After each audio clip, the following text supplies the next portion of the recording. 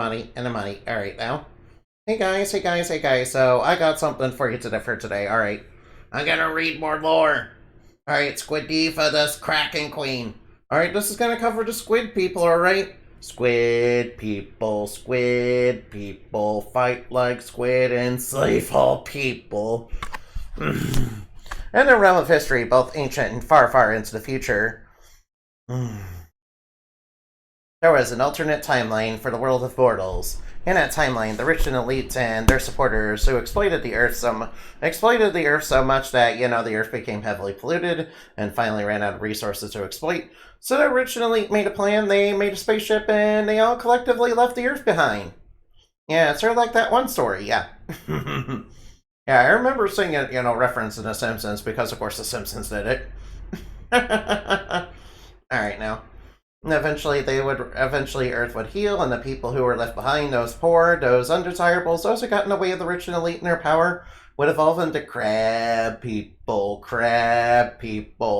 fight like crab, fight like crab, enslave all people. And they were able to bring Earth back from the brink of its own demise into a thriving, beautiful world once again. However, what of the rich and elite and all their supporters who left the Earth long ago? They would go on to evolve too. Only they would evolve into intergalactic conquerors armed with advanced technology and psychic powers, and would become the squid people, the tentacle terrors of the universe, who would suck up all the resources and enslave the people in a world after world, galaxy after galaxy. Alright, now.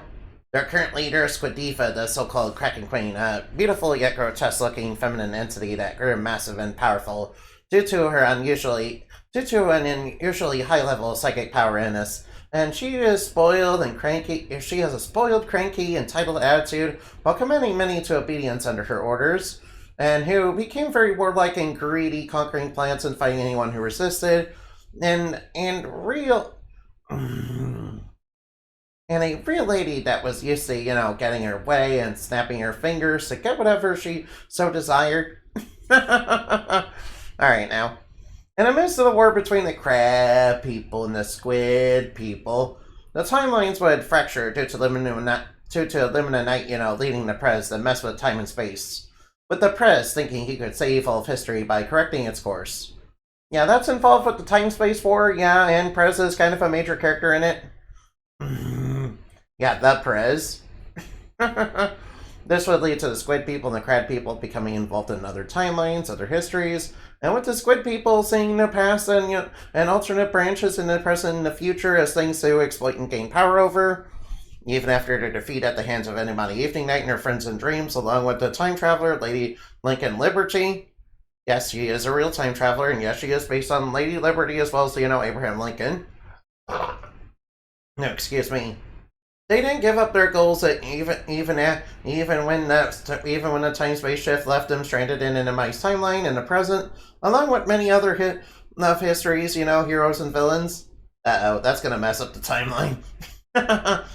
Squidiva and the squid people who served under her still wanted to conquer, and would do anything they could using their technology and psychic powers to do so.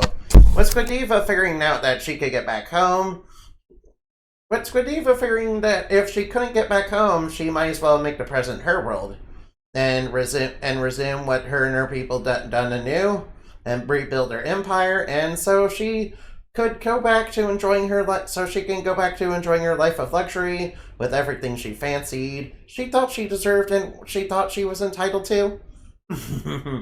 Yeah, she seems like a real Karen, yeah. Her powers involve the use of squid-based techniques such as ink and tentacles, as well as psychic powers such as concussive blast, mind control, telekinesis, as well as multiple elemental kinesis-based abilities, as well as other psychic abilities that she doesn't use too often and isn't well versed in but can use. Oh yeah. Hey there, past. Hey there, are you squidding me? An early Dorito stream. Hey Annabelle, hey past. Alright now. As well, alright now.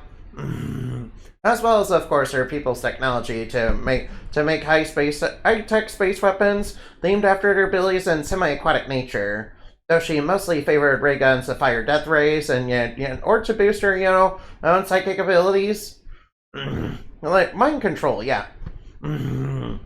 Yeah, to boost her own mind control abilities, I should say. She also loved crushing people in her tentacles and seeing them struggle against it, while wearing out their bodies and minds with her abilities. Her appearance is heavily inspired by the blue ring octopus, so she is also toxic. Many of lore streams are usually friendly to my dinosaur. Thank you for the head pats, Annabelle. You guys are all so cute. You, Kraken Queen. That's right. That's right, the Kraken Queen, I came up with that. Have you guys ever played Tales of Berseria? Yeah. I mean, the Kraken Queen, does all sorts of, fun stuff, yeah. Sort of like the long upright eel. Which I can't go into, right now, because, that's a bit, let's just say the Kraken Queen is pretty fond of writing love letters and holding hands. Oh, now let's go look for somebody to raid, shall we? Alright, raid. Alright, Friendly Fisk. Alright, let's go do that. By the way, thank you for being here. I highly appreciate it. I'll be going over more lore, sometime later, maybe. In fact, I might go over a, whole big story, yeah. I have so many ideas, and, I'm not sure which ones, how to, put them on paper. Alright, Moonbat Raid, there you go. Goodbye.